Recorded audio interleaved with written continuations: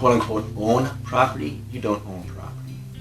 And I'm talking land, that kind of stuff. But most everything else too. But anyways, just on the land aspect of it.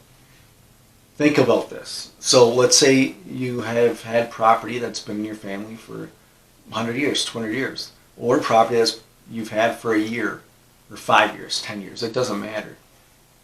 If you have to continually rent from the state, because that's what it is. If it's paid off, quote unquote, if the property costed $100,000 and you paid that $100,000 plus any fees, any taxes, anything that was on top of the sale of it and the purchase of it, and it's free and clear, and you don't have to make any more payments on that. But you do have to make property tax payments. You still have to pay property taxes. So, like, my whole opinion on taxes, you should know it, is theft. It's not. There's no taxpayers. There's just people that get stolen from all the time. But anyway, so if you have to continually rent from the state or the government, you don't own the property. You don't. If you pay that $200,000 or $100,000 for your piece of property, and you continually have to pay every year or every quarter, however it goes for you, it doesn't matter if it's $5,000, $15,000, $30,000 a year, or $1 a year. You don't own that property. It's not yours.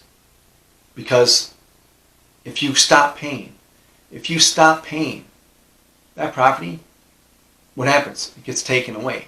It gets taken away from who? Well, the government, right? That's what they say. And given to who for control? Well, the government. So they can use what they want with it, or they'll sell it, or put it back on the market, whatever. So, the government, that, at least my understanding of it, always has been, at least from what they tell me and told us, indoctrinated us with, is the government are all our employees. Because we elect them, or because we don't elect the police, but the police get paid from our theft, from the stolen money that we have. So the police, whoever else it is, they get paid, so they're our employees. Because without the theft that they're doing for us, stealing our money, they wouldn't be able to pay their paychecks, their pensions, whatever it is, or their, anything. Their police headquarters, that kind of stuff. So it's not just police; it's all the people in the local and the higher up level of politicians and state workers, state employees, federal workers, federal employees.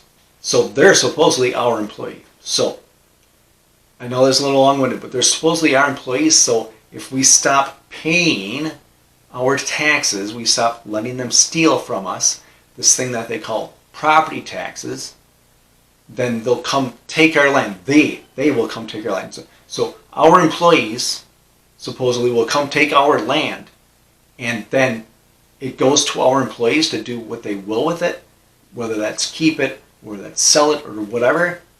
So our employees, if we don't pay taxes, we don't let them steal the money for our taxes, our employees, government workers, will come in and take our property, kick us off of it. We no longer have that rights to it. And then they'll keep it themselves, or they'll sell it to keep the funds from it themselves. So it's really hard to comprehend, because it's moronic. I mean, it's dumber than preschool. It doesn't make sense, but it doesn't have to. As long as people follow along, go along with it, that's all that matters. So the question I would ask is, so our employees, if we don't let them steal from us, which is called property taxes, they'll come and take our property and do what they will with it, but they're our employees also, like I said.